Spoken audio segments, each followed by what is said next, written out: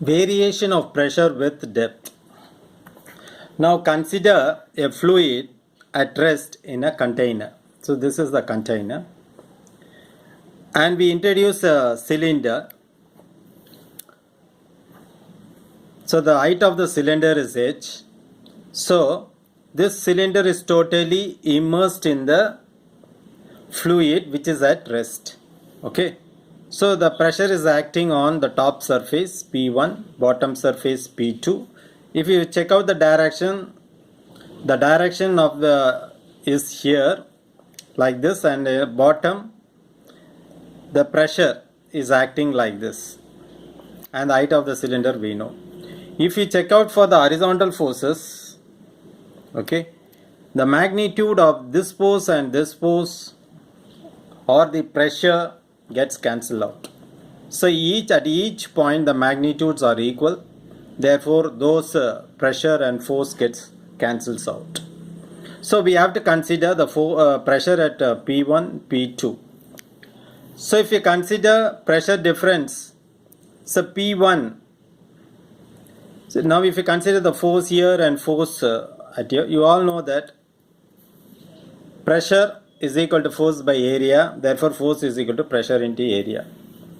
So the force at the top portion of the cylinder is P1A, at the bottom it is P2A. Okay, so and this has to be equal to mg, the difference P2 minus P1 into A is equal to mg. Therefore P2 minus P1 into A is equal to G, you leave it as it is. We have the formula for density. Density is equal to mass by volume.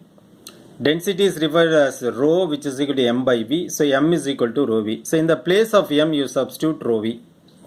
Okay. Now what is volume? Volume can be written as rho g into volume. Volume is base area into height. So this gives you volume. Now what happens is this A and this A gets cancelled. So you will be having the formula as P2 minus P1, that is the pressure difference at the bottom and top, P2 minus P1, which is equal to rho GH. Rho is the density of the fluid, G is the acceleration due to gravity, and H is the height of that object. Here in this case it is cylinder. Now suppose if you try to move this cylinder to the top, so what happens when this cylinder moves to the top? This point 1 sees a pressure due to atmosphere. Okay, therefore P1 can be written as, suppose this cylinder is moving upwards, it sees only the atmospheric pressure, therefore P2 minus P, instead of 1 we can write atmospheric pressure, which is equal to rho GH. Now therefore P2 is equal to PA, atmospheric pressure, plus rho GH. And this is applicable only if the top surface is facing the air.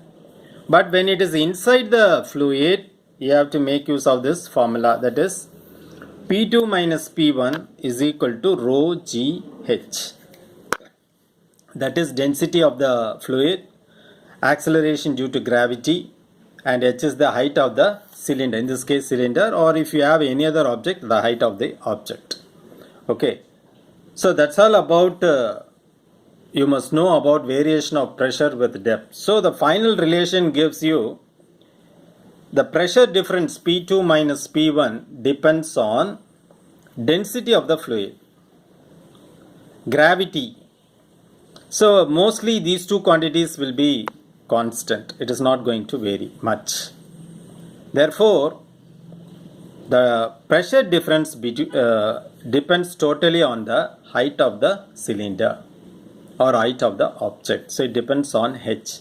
So the pressure at 1 and pressure is 2 is totally different because the height differs at 1 and height differs at 2. So that's all about this topic on variation of pressure with depth. Hope you have understood this topic. Thanks for watching. Nandri.